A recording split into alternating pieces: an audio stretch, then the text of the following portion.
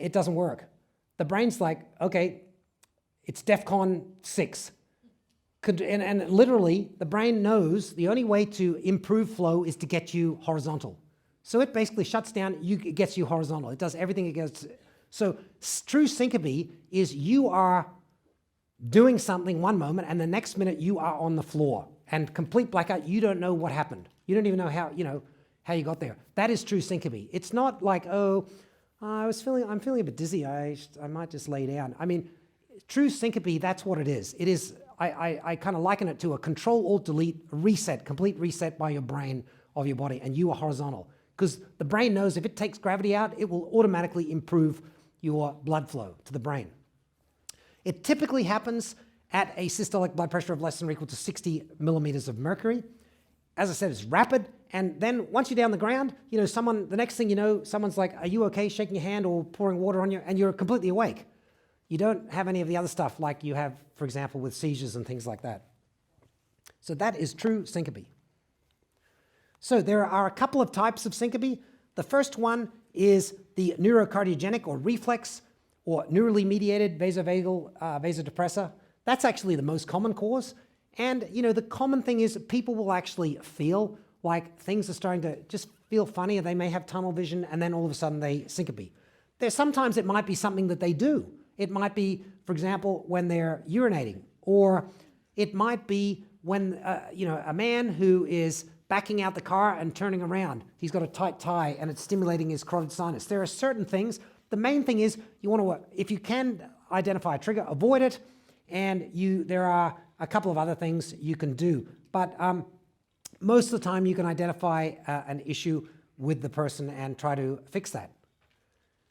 Sometimes you might determine that the person actually has orthostatic or postural hypertension. This is the 3-2-1 rule. So within 3 minutes, their systolic blood pressure drops 20 millimeters or more, diastolic 10 millimeters or more, and that is the definition, or the systolic drops under 90. And the main thing for this is that they can't vasoconstrict as well, and they increase their heart rate, and it just makes them feel really bad. Interestingly, the guidelines actually talk about these postural maneuvers or what are called countermeasure maneuvers, and most of them are designed around the fact that the legs actually contain a lot of blood in the venous system. And if you do something to kind of push on the legs or cross them or kneel down, that will actually help bring more blood, increase your preload, and reduce your symptoms. And you can see here, these are quite effective. You can see the blood pressure is graphed when they do the maneuvers, so they're quite effective. The most important thing is, if it's something you've defined, like someone just started a new diuretic on them that caused it, obviously make changes, make sure they're well hydrated, and that they have appropriate salt, and teach them the countermeasures, or think about compression, 20 to 30 millimeter compression socks or stockings. They can be helpful too. And then finally, cardiac or cardiogenic syncope. This is directly related to some cardiac abnormality. It might be Brady, it might be tachy, it might be valvular disease, and you want to work that up and send them to a specialist if needed. Hypertrophic cardiomyopathy. Well, this is one cause of syncope as well. And in hypertrophic cardiomyopathy, you have this really, really fat, thick, particularly septal part of the heart. This is the septum, this is the left ventricle, this is the posterior wall. You can see that juicy fat septum there. And because their septum is big and juicy, they have big R waves often on their ECG in those septal leads. So we treat hypertrophic cardiomyopathy with non-vasodilating beta blockers or calcium channel blockers. Remember, vasodilators will worsen the obstruction, so you want to make sure you don't use vasodilators on your hypertrophic cardiomyopathy patients. If they are still symptomatic despite all of your medicines, then we can consider, and if you find that they have a very high gradient across the obstruction, we can consider sending them for a procedure, either a septal infarction where they literally put alcohol, 100% pure alcohol, in through a catheter and actually cause a infarct in that thick septum so it gets thinner, or they actually go in there and, like a fillet of fish, go in and slice off a big chunk of that septum. to reduce the gradient. Now, if you probably remember from your histology classes back in medical school, hypertrophic cardiomyopathy, remember all of the myocytes, it's myocyte disarray. So the whole heart is just completely funky. So by just doing a little stuff on the septum, you don't do anything to the risk of sudden cardiac death. So they still have the risk of sudden cardiac death. And so who should go for an ICD? Anyone with hypertrophic cardiomyopathy who's had a prior cardiac arrest, anyone who's had ventricular fibrillation, and or anyone who's had syncope from or hemodynamically significant ventricular tachycardia. Class 1 indications all should get ICDs. There are some relative indications as well. Remember that autosomal dominant is the most common inheritance for hypertrophic cardiomyopathy.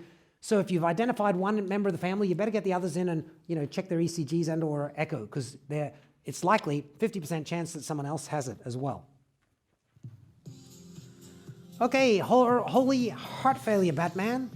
As opposed to heart success, which the guardians of the medical galaxy, aka you guys, are going to have in your board exam. Heart failure is a little bit of a changing, more with kind of nomenclature. We now say heart failure reduced EF if your heart ejection fraction is less than or equal to 40%, as opposed to heart failure preserved ejection fraction if the heart failure EF is greater than or equal to 50%. And oftentimes this is related to, we call it diastolic heart failure, and oftentimes it's related to hypertension. So we want to do the transthoracic echo originally up front to find out what type of heart failure they have and if there are any things that we can fix to help it. We can use BNP acutely in the emergency room. If it's really low, it's going to be, their dyspnea is probably from their COPD. So the stages, someone was asking before, and stage A in the new classification, if you've got someone who has hypertension, so that patient you're seeing in clinic with hypertension, they are now classified as stage A heart failure, or a diabetic. And basically that means they are at high risk for developing heart failure in the future. And so I've got a little mnemonics here to help you remember what to do at the different stages. So with stage A heart failure, A for ACE inhibitor ARBs, especially if they have hypertension, and A for atorvastatin, if statins are indicated. So that's stage A. So stage B heart failure, this is when you do an echo and they actually do have something abnormal. It might be they have LVH, really thick walls, or they may have a reduced ejection fraction, but they're actually feeling okay. They say, I'm feeling okay. And so for that, stage B, B for beta blockers, B for bypass, and B for BUSM. So if they have an EF less than or equal to 35%, you should refer them for an ICD. Stage C heart failure is symptoms. So in this case, they have dyspnea, fatigue, decreased exercise tolerance. So stage C for symptoms and C for curtail their edema with loop diuretics, combo hydryl isosorbate dinitrate, and C for CRT, cardiac resynchronization therapy, in the appropriate candidate. And we'll go over that in a moment. And then finally, D, stage D is rest symptoms or frequent hospitalizations. These are your frequent flyers. And D, I think of D as deliverance. Either they get delivered a new heart if they're lucky enough and a transplant, or D for DNR and they're delivered to the intensive care unit in the sky. So D also for donor heart, dobutamine, drugs, devices, DNR, palliative care, and deactivation of the high ICD. And I've got the indications, contraindications, for transplant down the bottom. So your diabetic who has end-stage end organ complications pretty much is not a candidate for that, or if they're older. Question 25. A 59-year-old Hispanic male patient has a large anterior STEMI 1 year ago. Ejection fraction 15%, had cabbage. He is retired, paints, and does other activities of daily living. He's on good medicines, including carvedilol, sacubitril, valsartan, aspirin, clopidogrel, furosemide, eplerenone, and atorvastatin.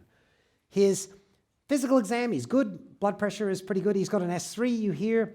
He has less than 1 millimeter pedal edema, so pretty compensated. His ECG shows the old anterolateral. Now, a month ago, you repeated his echo, and it shows his ejection fraction is 29%.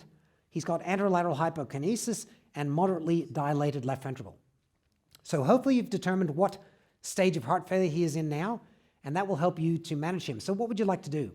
Just continue what you're doing and get an echo in a year. Switch beta blocker to metoprolol tartrate, refer for ICD, refer for transplant, or add candesartan.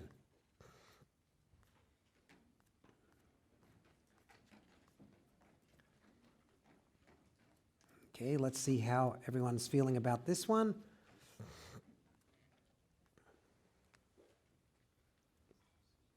Okay, good. Most of you got the, were on the money. So refer for ICD.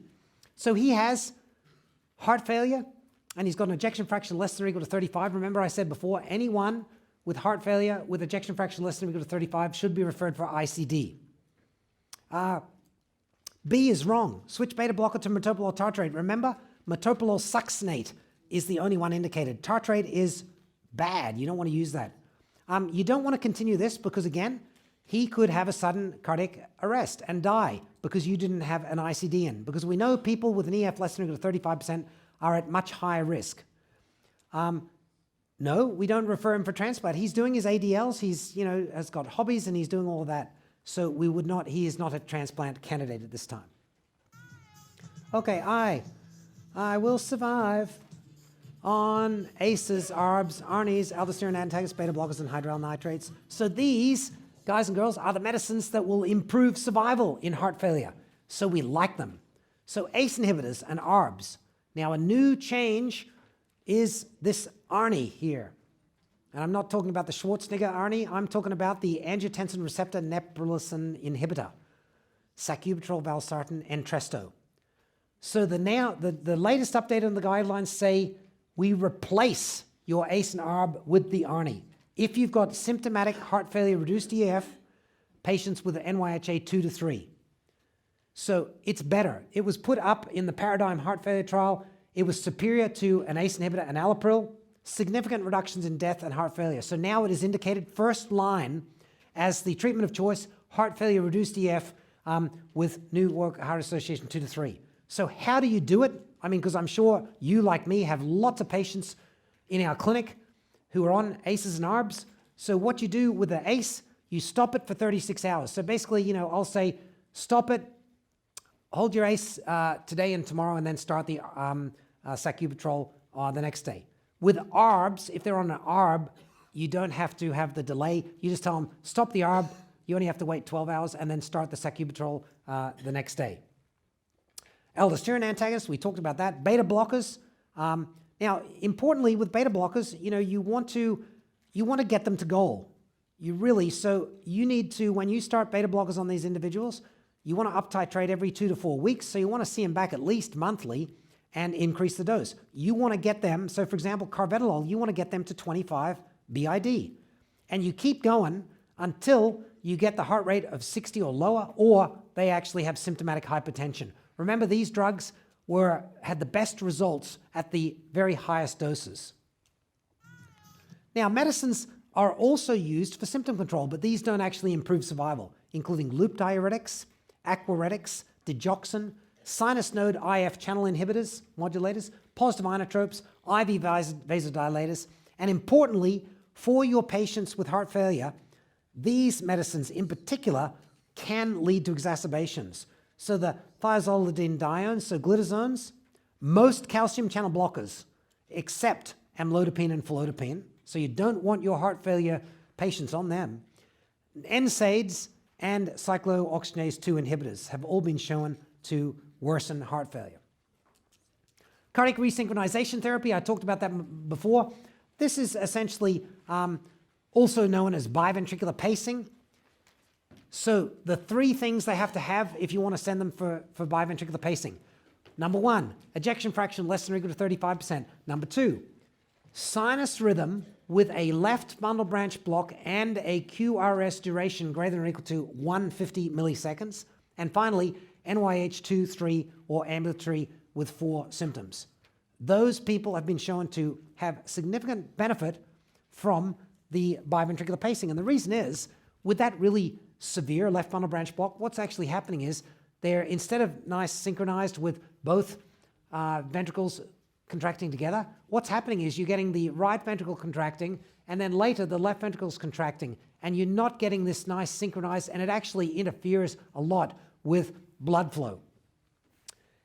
If you're seeing someone for the first time in your clinic with heart failure and they have all of those criteria, you in fact should refer them for what we call CRT-D. So this is a biventricular pacer or cardiac resynchronization therapy with a defibrillator. So this has the whole picture. And this is a great device, and that will take care of everything if they meet those criteria and have nothing, no device in so far. Let's now talk about acute pericarditis. This is a common cause, particularly in younger people, that you see in the emergency room. Might be that they're on hemodialysis and they're getting it, or might be that they had a viral infection. And you can have subtle changes, ST changes here. You can see it. Oftentimes it's throughout that whole ECG. Commonest cause that we see are viral or bacterial, autoimmune, uremic, lymphoma, Dreslers, medicines. Remember, minoxidil is a common cause. And these are the individuals, again, they also will come, they'll do the Rodin. You'll see them in the hospital bed and they'll always be leaning forward because they get relief. Just like our lumbar spinal stenosis patients, remember? They will get relief from flexing the spine forward. If you're lucky enough, you might hear this 3-component rub. And sometimes they may have an associated myocarditis, so they may actually have a little bit of a positive troponin. But most of the time, you don't have to do anything specifically for that. Importantly, until they've fully recovered, no strenuous exercise. So that's only one of the few times that Dr. Starlord will tell patients not to exercise. If they have acute pericarditis, if they have a fever over 39, or if they just ran a marathon yesterday, I give my residents the day off from exercising. Okay, here's the stages on the ECG. Here's the classic stages. So stage 1, you've got this concave up, big ST elevation. You've got the PR depression, which you can see here, except in AVR where it's elevated. And then stage 2, they come down, T waves invert, and then the ECG is normal. And treating this, we hit them pretty hard with the aspirin and then NSAIDs.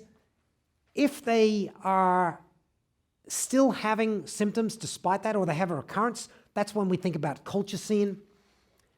If they also are post-MI, we avoid NSAIDs because remember, NSAIDs are going to interfere with the recovery of the heart. We typically, in that case, will do just aspirin, and then we will add colchicine if needed. Oh, and importantly, do not use steroids. Sometimes the boards will get you, and sometimes you'll have patients, that someone started on steroids and they're feeling great. Well, anyone you start on steroids feels great, but anytime you try to cut them back, they get recurrence. So do not use steroids. Constrictive pericarditis. So this is skull heart. I think you remember this ECG from this chest x-ray from lecture 1. And you can see here, this was a 37-year-old female in the Philippines with a history of a positive PPD. So she had tuberculous constrictive pericarditis. However, in the United States, most commonly, it's either the idiopathic or viral, or they had cardiac surgery.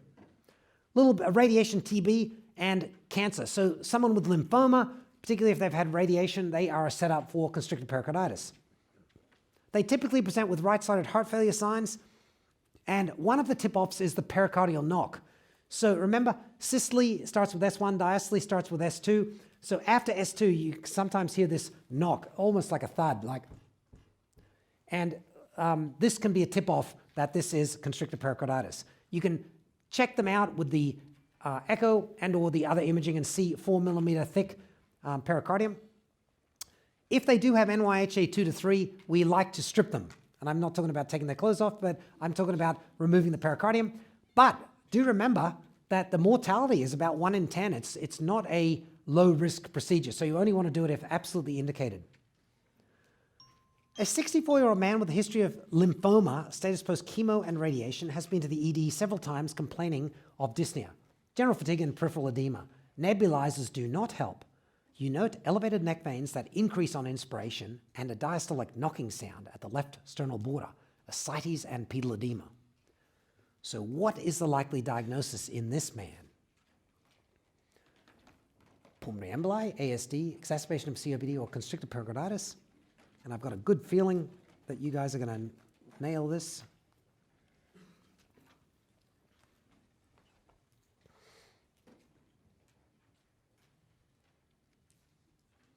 Hey! Yay, 100%. I love it. Good job, guys. So yes, he had the classic. He's got the diastolic knock, lymphoma, radiation, all of that goes nicely, and the right-sided heart failure signs. Good job. Second 100%. Let's now talk briefly about restrictive cardiomyopathy, or what I like to call filet mignon heart, because it's a nice, thickened heart with thick myocardium and diastolic dysfunction, dilated atria, and amyloid is actually the most common cause of restrictive cardiomyopathy or filet mignon heart. So they're really, really thick. They have diastolic dysfunction. There's a bunch of different etiologies of this, everything from hypertrophy, for example, with someone with really severe hypertension, to infiltrative, to storage, to inflammatory, idiopathic. Again, they have very similar presentation to constrictive pericarditis. So that's why it's so important to get your echo to help differentiate between those two. So pericardial effusion, finally, pericardial effusion can be normal, is less than 5 millimeters, less than 100, moderate or severe. And etiology for them, most of the time, honestly, we don't even find out. Most of the pericardial effusions that I see, it's, viral. We check an echo a few months later and it's gone. And they're not hemodynamically compromised. But you do see them, of course, in uremia, as well as neoplasms. And the common neoplasms that cause pericardial effusion are LMNOOP, lung leukemia, melanoma, non-Hodgkin's lymphoma, OO for breast, and pericardial effusion. So those are the commonest causes of cancer causes of pericardial effusion. So the main thing is, do your usual workup. If they're not hemodynamically impaired, we normally just send them home and repeat it. If it's still there or it's gotten worse, in 3 months we then tap them. Cardiac tamponade, of course, is a pericardial effusion under pressure. And this is normally, they're very symptomatic. We'll have the pulsus paradoxus, and we can see these changes on echo. And typically, if they are hemodynamically impaired, we need to tap this. Importantly, if their systolic blood pressure is under 100, then what you want to do in the ED, get them volume, because they are really, really preload dependent. And so you want to increase that and then organize for a pericardial drain. Let's get on to lecture 5 of the marathon, the last lecture. We're going to be talking about congenital heart disease, a little bit of pulmonary heart disease, pregnancy in the heart, and a little bit of ECGs, and just some final thoughts from myself. So let's talk about congenital heart disease. Drop it, Sean White. So D, defect, VSD. R, right ventricular hypertrophy. O, overriding aorta. P for pulmonary stenosis, which is T, tetralogy of Fallot. And Sean White, the flying tomato, who I believe got 2 golds in Sochi just recently, was born with tetralogy of Fallot. And so his heart would have looked like this. This is the classic boot-shaped heart. And the reason I show you this to you is that we are getting better and better at diagnosing. Many of these conditions, in fact, are diagnosed in utero before the baby is born, and planning for procedures is going on before the baby is even born. So we're getting better at detecting them, at fixing them, and people can live long and healthy lives, and even exceptional lives, like in the case of Sean White here. So you will be seeing more and more congenital heart. So I just wanted to go over some of the common things that come up with congenital heart, and also that the boards will maybe ask you about. Patent foramen ovale, PFO. Very common, 30% of the population, which means that there are people sitting down here who have a PFO. And most of the times, you're asymptomatic and we don't do anything. We consider closing it if, despite having you on platelets or some other antiplatelet therapy, you have a cryptogenic, what we call cryptogenic stroke. That is, we can't find an origin and you happen to have a PFO. And we diagnose it most commonly with an echo bubble study. Here's the right side of the heart, here's the left side of the heart. Normally, bubbles, when we inject bubbles through the arm, they go to the right side of the heart, then they have to go all the way to the lungs for a few beats, and then they come back to the left side of the heart. But if you have a PFO connecting the atria, or an ASD for that matter, the bubbles go immediately across to the other side, and that's how we diagnose it. But most of the time, this is incidentaloma, and we don't do anything. Patent ductus arteriosus, or PDA, this is the classic machinery type murmur. Here we have a connection. This is our, the original connection when you are still inside your mom, between the aorta and the pulmonary artery, it's supposed to close, but sometimes it doesn't. We do close it if someone is symptomatic, if they have a left heart enlargement or they have left to right shunting. And pretty much that means most of them we close. Pulmonary valve stenosis. So a small portion of individuals are born with this. It's congenital, and they often will have right ventricular hypertrophy. That's how often they're picked up, or the murmur, of course. There is a particular condition called Noonan syndrome, and my little mnemonic for that is PEN. So pulmonary stenosis, and the E for ears that are low set equals Noonan syndrome. So here's a little girl with Noonan syndrome who has pulmonary stenosis. When to close these? If they have symptoms, if they have right ventricular dysfunction, if they have a mean pulmonary valve gradient of greater than or equal to 30 millimeters, or a peak of greater than or equal to 50, then we should fix them, and these can be fixed really well with balloon valvuloplasty. If they've got other abnormalities present and more complex valve abnormalities like dysplasia, we generally have to do a pulmonary valve replacement. VSD, ventricular septal defect, aka very small dudes and dudettes, because this is the most common congenital heart disease in children. The good news is most of them are membranous. So I've got a picture here. You can see the different types. The membranous one is the commonest. It's kind of just sitting smack here in the middle. And the other good news is that most of the time, as the heart grows and the child grows larger, these actually get closed over by different by other parts of the membrane, and they disappear. They will, have our harsh systolic murmur. When to fix these? If they have a shunt greater than 2, that means a really large shunt, left heart enlargement, pulmonary hypertension. If they have this particular type here, this is called an infundibular or supracrystal VSD. It's right next to the valve leaflets of the aortic valve, and what happens is, because of a Venturi effect, the valve leaflets kind of get sucked into it, and it makes severe aortic regurgitation. And then finally, if they have endocarditis. Now, cyanotic heart disease, you should go through the differential diagnosis when you get a cyanosis case. Most of the time, it's going to be one of these. So the 5 fingers, actually, we start with 0 for pulmonary atresia, 1 for truncus arteriosus, that's one big trunk vessel coming out of the heart, 2 for transposition of the great arteries, so DTGA. 3 is for tricuspid atresia. 4 is for tetralogy of Fallot, and 5 is for total anomalous pulmonary venous return. There are 5 words in that condition. A couple of things to note with people that have cyanotic heart disease: you want to avoid vasodilators. They will worsen their cyanosis. Also, iron deficiency anemia is very common, and so sometimes we use short-term iron therapy to help improve exercise capacity and quality of life.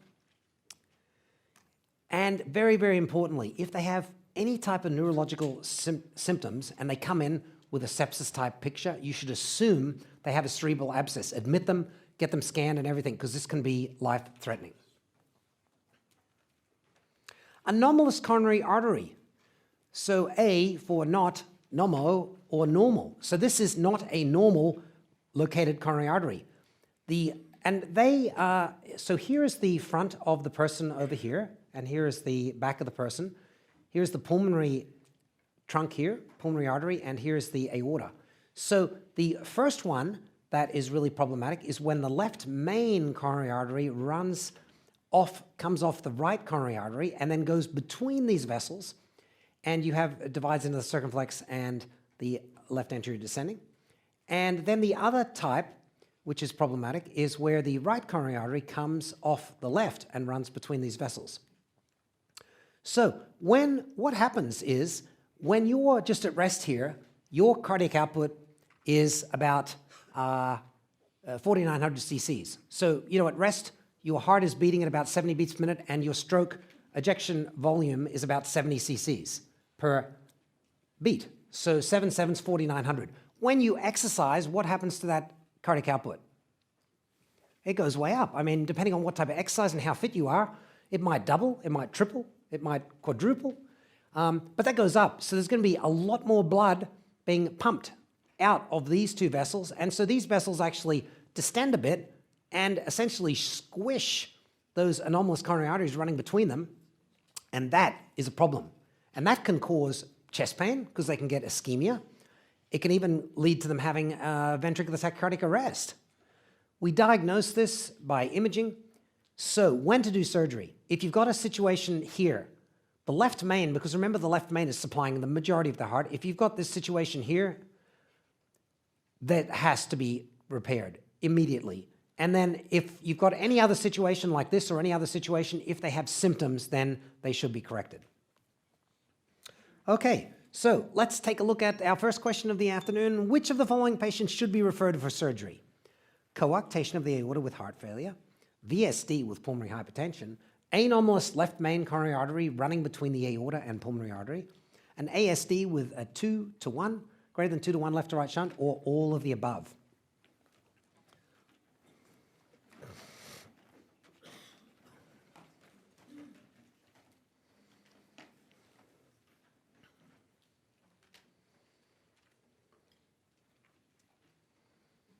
All right, so yes, most of you got it. All of those are indications, not just C and D, but also the A and B are also, these are clear class 1 indications for surgery. So most of you are on the money there. Very good. Okay, while we're on that topic, let's talk about sudden cardiac death in young athletes. And this is normally defined as an arrest within 1 hour of the onset of symptoms. So with this, there are 4 main groups of conditions that are associated with sudden cardiac death in athletes.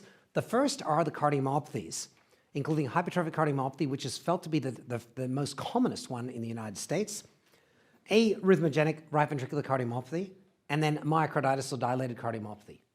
The second main group are the congenital coronary artery anomalies, which we were just talking about, which is thought to be the second most common in the United States. And then the electrical disorders and channelopathies, which include long and short QT syndrome, Brugada syndrome, Wolff-Parkinson-White, and catecholaminergic polymorphic ventricular tachycardia, as well as commotio cordis, or mechanical electrical syndrome. And there's a picture of someone with that ECG of someone with catecholaminergic polymorphic ventricular tachycardia. And then finally are the valvular and aortic disorders, including bicuspid aortic valve, aortic rupture, Marfan syndrome, coarctation of the aorta, and pulmonary stenosis. Now, importantly, most of these are also AD, autosomal dominant. So if you do identify someone with one of these conditions, be sure to check out other family members who also may have these conditions, and you can, potentially save another life.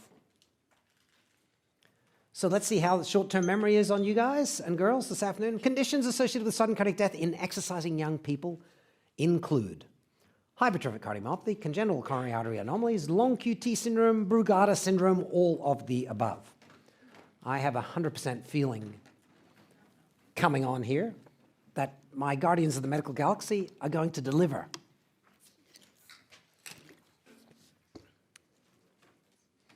Okay, you 98% legends.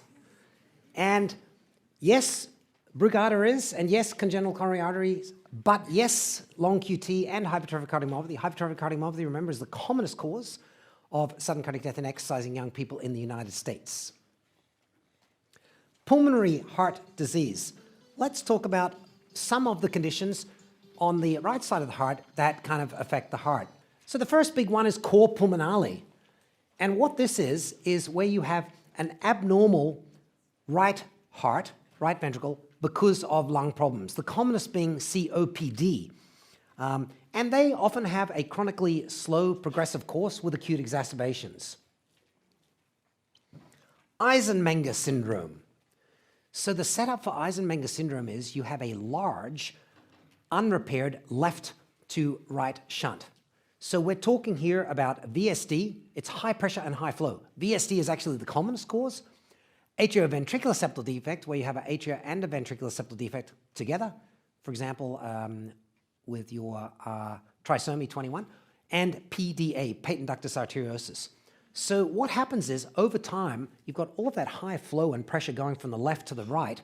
The right side starts getting thicker, stronger, blood vessels, muscle, to the point where it actually, the pressures equalize, and then the right gets even more stronger, and it starts shunting blood from the right to the left. So now the blood's going the other way, and it's not going through the lungs, so they're going to be cyanotic. Again, iron deficiency anemia is very common with these people, so they may need short-term iron. And VSD, as I mentioned, is the commonest cause of Eisenmenger syndrome. Here is a lady who had an atrioventricular septal defect, and you can see she's got central cyanosis, clubbing there, as well as a peripheral cyanosis. And unfortunately, the vessels and the right side of the heart are irreversibly affected by this condition. And so the only way to really cure these people long-term is a full heart-lung transplant, which is not easy due to resources. Okay, let's now discuss pulmonary hypertension, who they generally will present with dyspnea on exertion, and the cath definition is a resting mean pulmonary artery pressure of greater than or equal to 25 millimeters of mercury. So the classification of pulmonary hypertension. Number one, this is the WHO. Number one, pulmonary arterial hypertension. Number two is pulmonary hypertension from left heart disease. Number three is pulmonary hypertension from lung diseases. Number four is chronic thromboembolic pulmonary hypertension, and number five is pulmonary hypertension with unclear or multiple mechanisms. And this is the WHO classification of pulmonary hypertension. We often use oxygen to maintain their saturation over 90%, and importantly, when they get those right-sided heart failure signs, loop diuretics and spironolactone are really, really good to help treat their symptoms. I'd like to focus on the group 1, pulmonary arterial hypertension. So this is either drug-induced, heritable, or idiopathic. It's most common in young women and is refractory, really refractory in most cases, and they die generally within 10 years. Now, we do this vasodilator treatment on them to see if they respond. If they do react to a vasodilator, which is defined there, they seem to do very well for a longer period of time on calcium channel blockers, like nifed, DILT, and amlodipine. If they're unreactive, so they don't react, and the board asks you, what should the patient be taking? The answer, per the most recent Ambition trial, clearly is ambrisentan plus tadalafil, that combination, AT, if they're unreactive. There are other medicines that are used in other specific situations, and importantly, all of these people should get Coumadin because they are at very high risk of in situ thrombosis. And the heart-lung transplant, again, in these individuals is the only way we can really potentially cure them. Okay, how about pregnancy in the heart and some of the things you need to know for your women who are either planning on or are pregnant with who have heart conditions. So remember, pregnancy is all about flow. It's reduce vascular resistance. There's a lot of flow because it's going from the mom to the baby. So obstructive lesions, they interfere with flow the most. They are poorly tolerated. Whereas regurgitant lesions, because of the reduced afterload and vasodilatation, actually often get better. The long QT mom, if you've got a beta blocker on board, you want to continue it, that's okay. And mitral stenosis, so a woman with mitral stenosis, they will often present a lot worse later in the pregnancy. So at about 32 weeks is when your cardiac output and your volume peak. And that's when you want to try to help them symptomatically. You can try beta blockers, metoprolol and acebutolol in particular. They do not suppress uterine contraction. If they get really, really severe, which I've seen a couple of cases of, sometimes they actually have to do the valvuloplasty on the pregnant woman and baby. Peripartum cardiomyopathy. This is a cardiomyopathy that develops either in the last month or in the first 5 months of pregnancy. It has a mortality up to 1 in 4, so it's a very serious condition. There are certain risk factors, for example, African ethnicity and multiparity. This is the rule of halves. So a half will improve the left ventricular ejection fraction in about 6 months' time, and a half stay the same or get worse. And because of the high risk of recurrence, we generally recommend that they do not have any future pregnancy. And then finally, the one you see, This is the young, healthy woman in the 3rd trimester or just after delivery who has a STEMI. And basically what's happened is they dissect their coronary artery. Remember we talked about the 3rd trimester of pregnancy as being an independent risk factor for thoracic aortic aneurysm, because it affects the muscle of the wall. The hormones somehow affect it. Well, it also affects that in the coronary arteries, and they can actually dissect. And here is what's called OCT, or optical coherence tomography, inside the coronary artery, showing here's the device itself, here's the coronary artery wall, and hopefully you can see this flap here, and there's the dissection here. This is the dissection that occurred in this pregnant woman here. And we basically treat them as we would with anything. I mean, they go to the cath lab and they get stented, bypassed in some cases. And importantly, there is an association with abnormalities of the brain, dysplasia and other arterial abnormalities, as well as fibromuscular dysplasia of the kidneys. So you want to check for those afterwards, after everything's all settled down. So what are the absolute contraindications to pregnancy? This means that there's a 50% chance that the mum, or greater, that the mum is going to die. So pulmonary arterial hypertension, or Eisenmenger syndrome, LV ejection fraction less than 30% with NYHA 3 or 4, peripartum cardiomyopathy with LV dysfunction, severe mitral or aortic stenosis, Marfan syndrome if they have an aorta of 45 millimeters, greater than 45 millimeters, or bicuspid with an aorta over 50. Those need to get fixed first. And then finally, native severe coarctation. They are the absolute contraindications to pregnancy. So the good news is there's a lot of cardiac medicines that are okay, but there is a bunch that are bad. So the ones that are bad, Coumadin or warfarin over 5 milligrams daily, contraindicated. So if, let's say you have a woman who has a St. Jude mitral valve and they're pregnant and they're on Coumadin 10 milligrams daily, then what we do with that situation is what we call a heparin sandwich. So we do heparin at the start for weeks 1 to 12, then we would switch them back to their Coumadin for 12 to 36, then we would switch them back to heparin. Kind of like the heparin's the bun and the Coumadin is the meat in the sandwich. The good news is if they're only taking 5 milligrams or less Coumadin, you can continue that all the way through until 30 weeks, 36 weeks, and then switch them over to heparin. Aspirin in the 1st and 3rd trimesters, statins, ezetimibe, amio, dronedarone, bosentan, ACEs, ARBs, thiazide, spironolactone, aliskiren, which is a direct renin inhibitor, those are all contraindicated. The good news is, as I mentioned, Coumadin 5 milligrams or less, heparin, low molecular weight heparin, aspirin, actually 81 milligrams per day in weeks 12 to 28 is now indicated as a preeclampsia prevention for certain individuals. DIG, quinidine, procainamide, acebutalol, metoprolol, propranolol, labetalol, and alpha-methyldopa. Remember, those are actually our drugs of choice for treating high blood pressure in pregnant women. Verapamil, diltiazem, nifedipine, vagal maneuvers, adenosine, and synchronized cardioversion. So there's a lot of our common medicines that we can use in our pregnant women.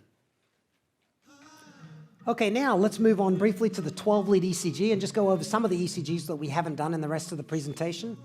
And hopefully, you guys and girls have all got the good vibrations, which are shown on this ECG. So the bipolar leads, Roman numeral 1, 2, 3, and the limb leads, ABR, ABL, and F, and the precordial leads, V1, 2, 3, 4, 5, 6, with the normal R-wave progression. Yep, I'm picking up good vibrations from the Guardians of the Medical Galaxy. So this is our normal, smack normal ECG. Let's have a look at a couple of abnormalities on the ECG. The premature atrial contractions, the PACs. These are premature, before mature, so they come before the mature beats. They are from the atria. So they arise somewhere from the atria other than the SA node. And so the P wave morphology is going to look a little bit different, and often the PR interval is a bit longer. So here is normal beat, normal beat. Now I've measured the interval between the RR here, just to show you. Here's normal beat. Now here is our PAC coming along. Now you can see this P wave looks a bit different. PR interval is a little bit longer. The QRS complex is the same. Importantly, after a PAC, the next regular beat comes with normal timing. So do you see that? It's not short, not long, it is just right. So this distinguishes this as a PAC. Focal atrial tachycardia is where you have atrial tachycardia. So it's, there's some sort of tachycardia, it's from some focus in the atria, and It's not a flutter that's going all the way around the atria creating those sawtooths. So you don't see sawtooth. In fact, you often see an isoelectric segment between the P waves, unlike the flutter waves that you see. And if they're unstable, again, any unstable arrhythmia, you cardiovert them. And if they're stable, you just slow them down. The good news is, oftentimes they can find the source of this atrial tachycardia on an EP study, find it and ablate it, and you're done. Supraventricular tachycardia. Let's talk about supraventricular tachycardia. So this is narrow complex tachycardia. The commonest cause is AV nodal reentrant tachycardia. So in this situation, you've got an AV node here, and there's two pathways. Normally, this is just a fast pathway, and here you've got a slow and a fast pathway, and you get this little loop setting up here. The other common cause, so basically you've got a circuit set up, is AV reentrant tachycardia, so going down the normal pathway here in the orthodromic situation, and then coming back up that Wolff-Parkinson-White accessory pathway. And so this starts the tachycardia, and so these are the two common ones. So if you have a narrow complex tachycardia and they tell you that they did a vagal maneuver or IV adenosine and it terminated, it's either this one or this one. These are the two common AV supraventricular tachycardias.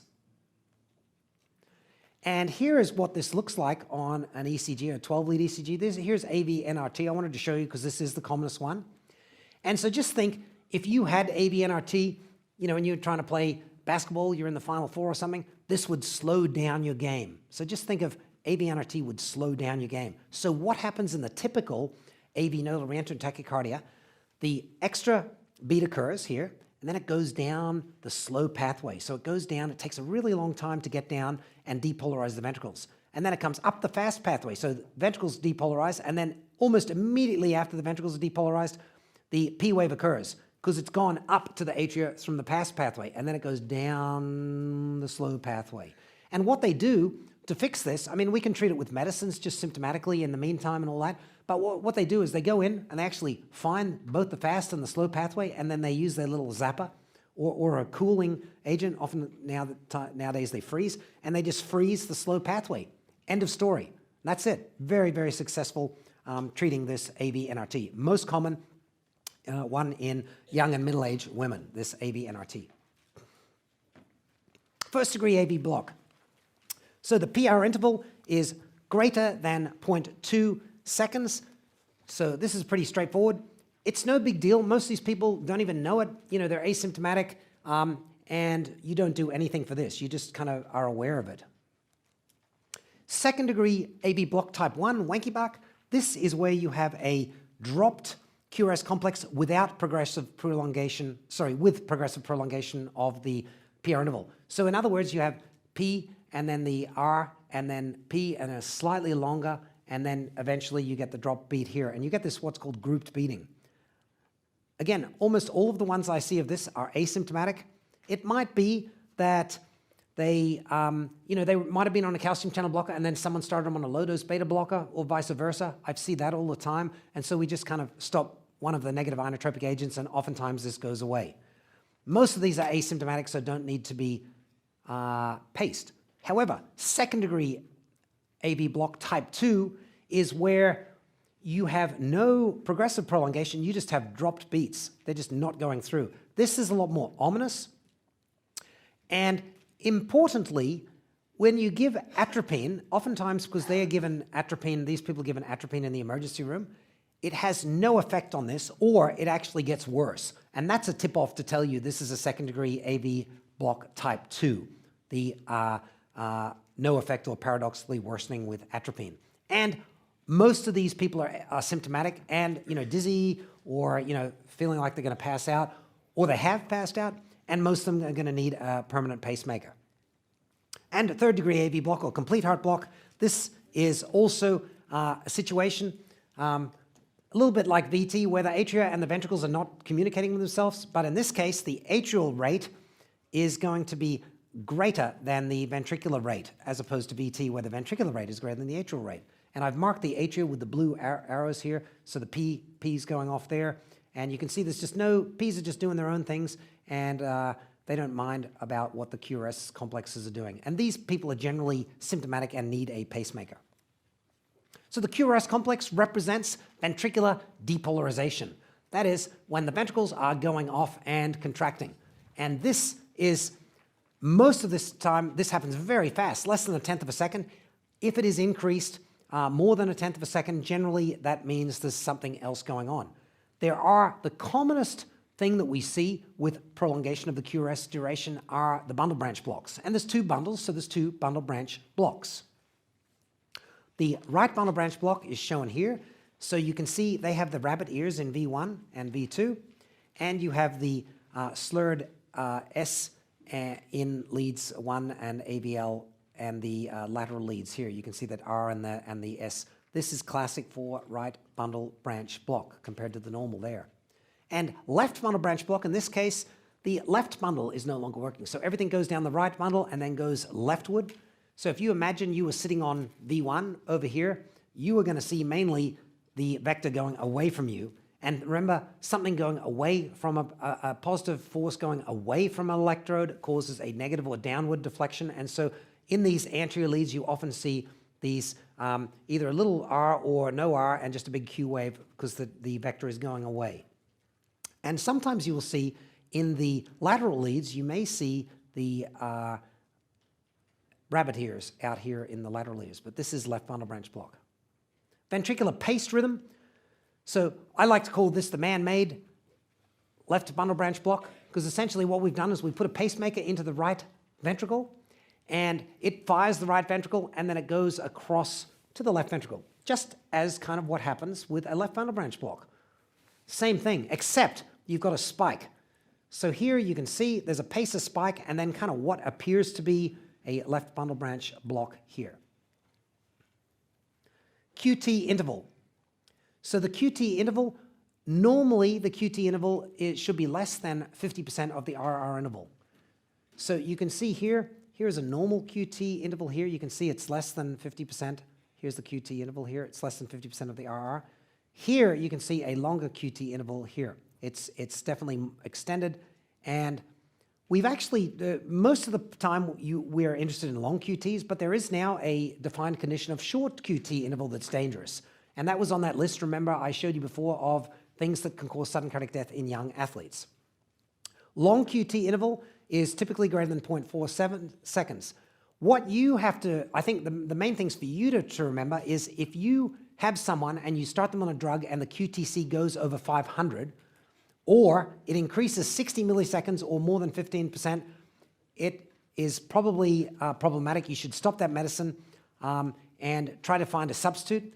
And if you have a long QT syndrome patient, a known patient, you want to avoid QT prolonging medications. And so here is an example of a patient who had long QTC, and you can see there we've measured it, and you can see it is more than, you can't fit 2 of those QTC intervals into the RR interval. And here's my little mnemonic for what are the common medicines or things that will prolong QTC. The PA admits at headquarters. So P for procainamide phenothiazines, A for azoles, for example, ketoconazole, and the admits amiodarone, dofetilide, droperidol, disopyramide, macrolides, for example, erythromycin, common one that we use, ibutylide, tricyclic antidepressants, and sotalol, and then H for haloperidol, hypo, pretty much anything, hypocalcemia, hypomagnesemia, hypopotassiemia, hypothyroidemia, hypothermia, and then quinidine, Q for quinidine, and quinolones like ciprofloxacin are all associated with prolongation. They're the common ones that the boards often like to ask about. So why do we care about this? Because a prolonged or long QTC can lead to this condition called torsade de pointe, or twisting of the points.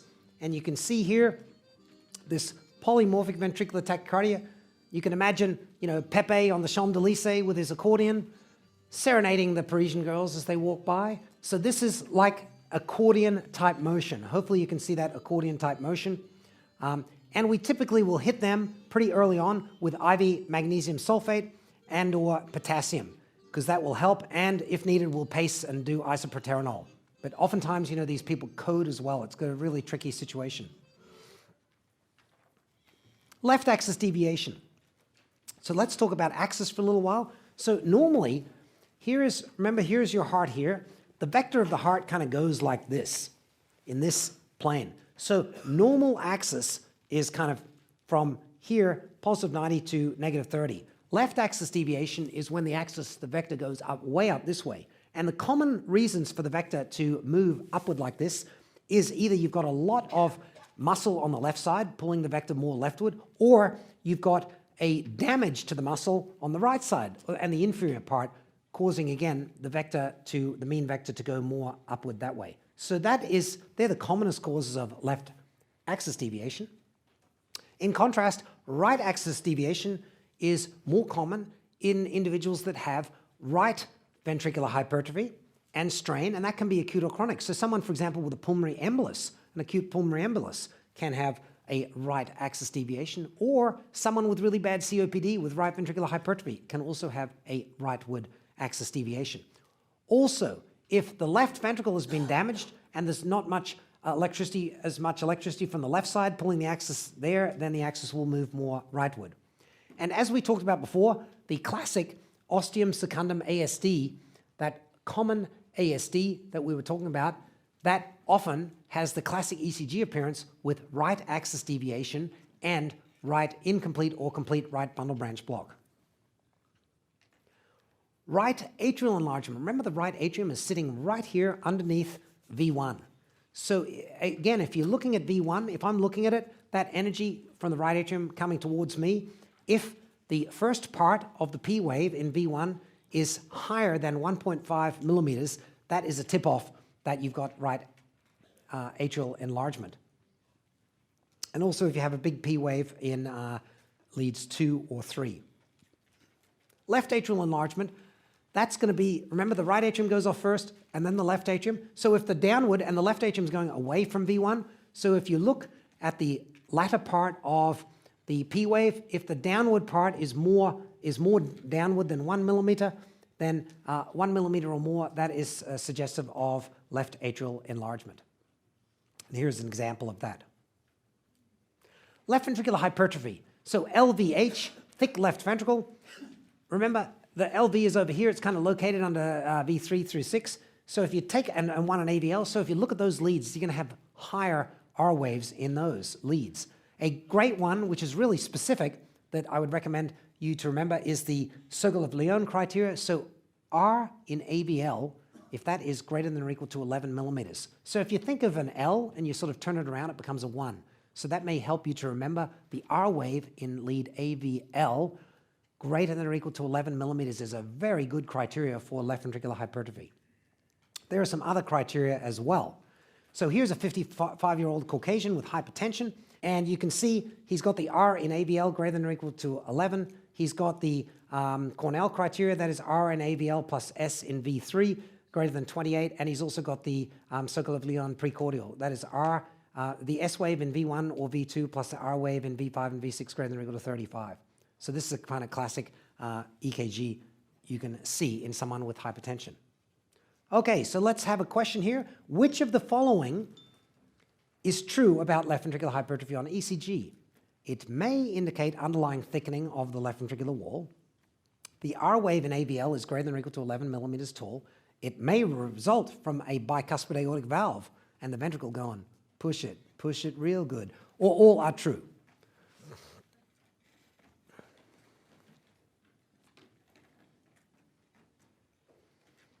Wow, third 100% of the day. Wow, I'm just so impressed with my Guardians of the Medical Galaxy. Thank you all. Good job. Right ventricular hypertrophy. So remember, the right ventricle is sitting, again, underneath V1. Now, normally, because the right ventricle has hardly any muscle thickness compared to the left ventricle, there's a little bit of a upward on V1 from the when the right ventricle goes off, but most of the vector is from the left ventricle because there's a lot more muscle mass. But in these individuals, instead, you are going to have a bigger R wave. Because remember, V1 right underneath the right ventricle, positive energy toward a positive electrode causes an upstroke. So they are going to have taller R waves in V1. So the criteria we actually use is if the R wave in V1 absolute value is greater than or equal to 7 millimeters, or if the R over S ratio in V1 is greater than 1. So in other words, if there's more R than S, that's pretty predictive of right ventricular hypertrophy. So here is a 26-year-old female with pulmonary arterial hypertension, and you can see her big juicy R wave in V1 from her right ventricular hypertrophy. Okay, question 30. We've just talked about LVH and RVH. See if you can nail this one with another 100%er, Guardians of the Medical Galaxy. This ECG shows electrical changes consistent with left ventricular hypertrophy. Is that true or false? Take a look. Is this LVH on this ECG true or false? And it's in your book there in case you need to take a look again.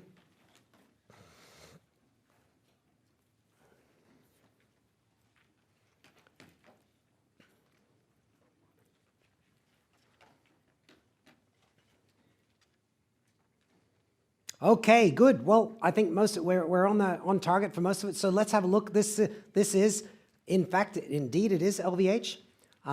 You do have the R wave. Hopefully, you can see that the R wave in ABL greater than or equal to 11 millimeters. It looks like it's about 16 millimeters there. The R wave in ABL plus the S wave in V3 greater than or equal to 28 for a male or 20 for a female. Either it meets criteria. And then finally, the S V1 or V2 plus R V5 V6. You can see, in fact, that R in V5 is already at about 40 here, is greater than or equal to 35. So this is consistent with left ventricular hypertrophy. Okay, a couple of extra sort of exam ECGs. I found this online, and I saw this L'amour four, and I'm thinking, okay, that must be the diagnosis. So I was looking, and I thought, okay, looks like they might have left atrial enlargement. And if this is V1, it might be a IVCD or a right bundle branch block. So I was trying to figure out, might be some sort of congenital heart disease. So I Googled L'amour four, Google translated, and this is crazy love. So I'm hoping that all of you have this ECG or have had it or will have crazy love in the future. Okay, so let's have a look at a couple of cases of exam ECGs. The PR interval is short, and there is slurring of the R wave upstroke. So take a look at this. We may or may not have talked about this condition before, but this is something that often comes up on the board. So what are you guys feeling it? What do you think? Good job, the wolf. So this is the Wolff-Parkinson-White. Technically, it is the Wolff-Parkinson-White pattern or pre-excitation. And importantly, you've got the delta wave. Yes, sir, I agree. And you have the delta wave, and this pattern. Now, it might be that they go through their whole life with no problems, but they often will run into this AV reentrant tachycardia that we were talking about before, because they've got this extra pathway here which can set up a circuit. So here is the pre-excitation. Here is the actual syndrome. Here, this person developed AFib and are conducting over that pathway. This is really, really problematic because they can get up to really high rates. The heart cannot pump at 300 beats per minute for long. And oftentimes these people will be very symptomatic and collapse, like our lady early on. It's more common in men. Left-sided pathways are the most common. So to manage this, the good news is our EP buddies are exceptionally good at finding this accessory pathway and taking it out. 95% plus success. So this, we don't do it on everyone. We only do it if they're symptomatic or they have a high risk for AFib. So that girl before that came in, we cardioverted, remember? She was symptomatic with Wolff-Parkinson-White syndrome. She would be referred for an ablation. We can use some medications as well if people refuse ablation. But again, ablation is such a good procedure in most cases. So one of the ways, so let's say you found a wolf in your practice and you're like, well, are they going to run into problems or not? You do an echo, maybe it's okay. A great thing you can do is either a Holter or do a exercise ECG in your office. Now, if while their heart rate speeds up, either on your exercise ECG or on the Holter, if they lose conduction over the delta wave, in other words, if they, by priority, utilize their AB node and not use the accessory pathway, that means they are in a very, very low risk. Basically, they will not have problems with that pathway throughout their life. And you don't have to do anything for those, which is a good way to risk stratify them. Remember, as we talked about before, if someone comes in with Wolff, Parkinson, White, and AFib, first of all, it's going to be AFib. You can tell AFib because that's irregular. But the thing is, well, do they have a Wolff? Wolffs generally will come in very fast, typically 250 to 350 beats per minute. Regular AFibs will come in, 150, 180. So if you see a really fast AFib on the boards, don't check off IV esmolol or IV, DILT, but instead make sure to check off the other medicines. That is, remember the Whipperit, so the ibutylide, the procainamide, or the amiodarone. They will block the accessory pathway, which is what you want to do. Okay, question 31. A 19-year-old presents with 2 episodes of palpitations while playing basketball. He feels fine now. What do you think his ECG shows? So take a look, and it's in your book as well. Do you think he has got an acute STEMI, Wolff, Parkinson, White pattern, anomalous coronary artery, or long QT syndrome?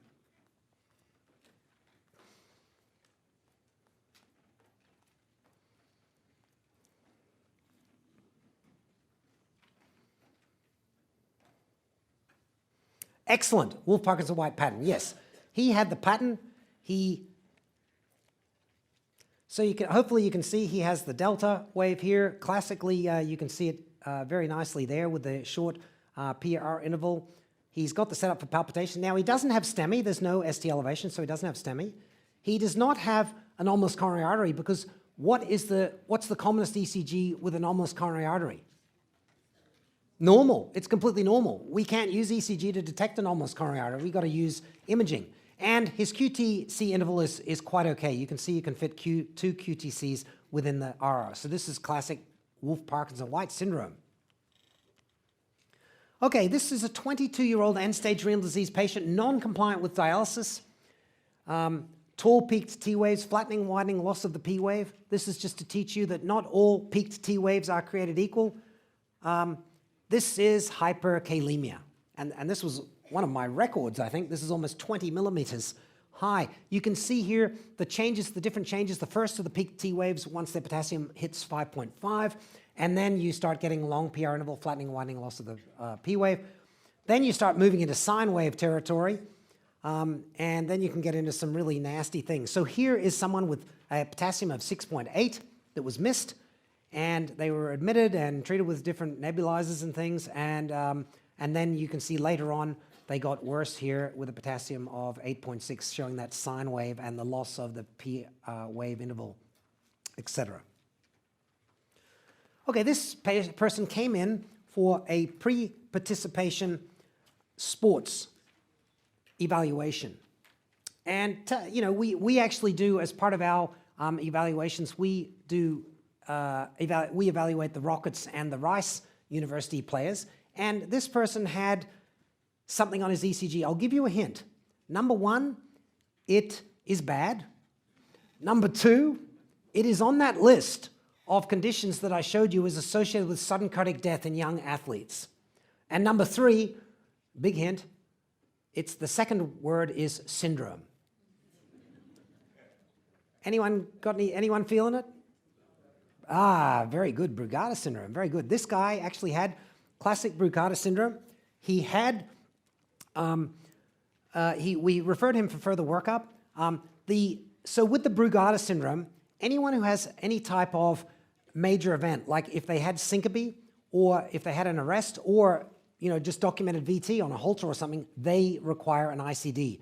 That will completely reduce their risk of sudden cardiac death. This is one definitely to know. You may see it on the boards, and the reason is they think it's more common than we think, and about 10% mortality each year undetected. Again, it's autosomal dominant and more common in males.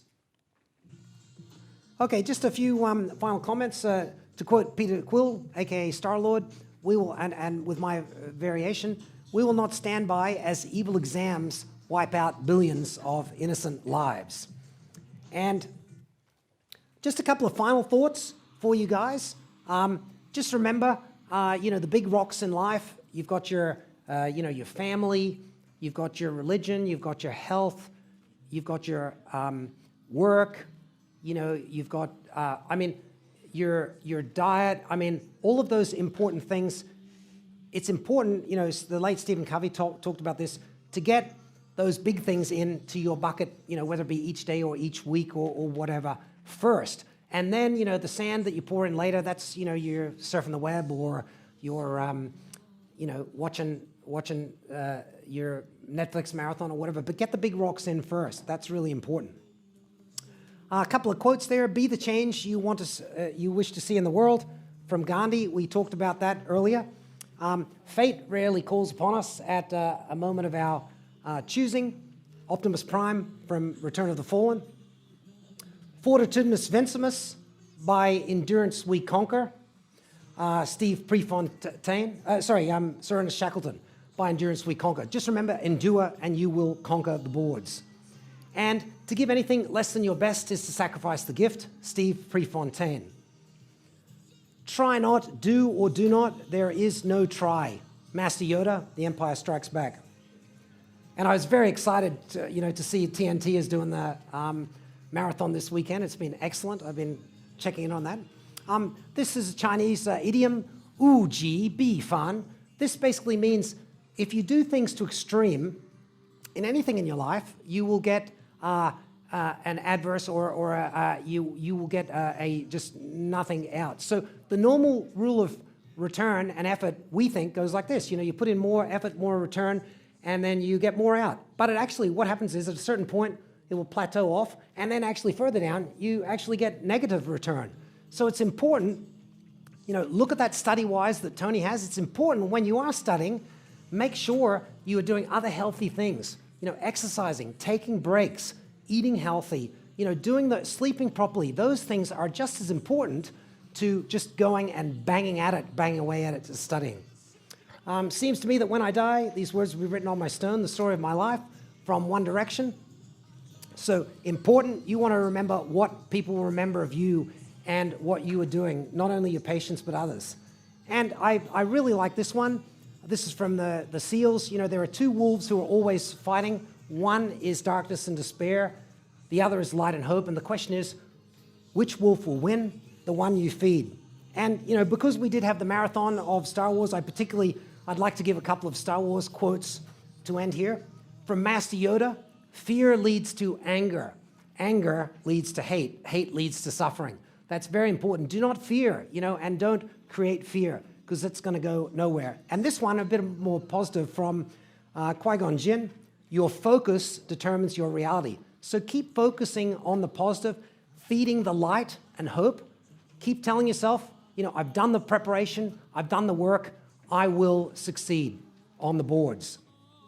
So thank you, Guardians of the Medical Galaxy. If you enjoyed my presentation, I'd be honored to have a sweet feedback score on your evaluation. Go forth and crush your medical exams. Dr. Starlord out.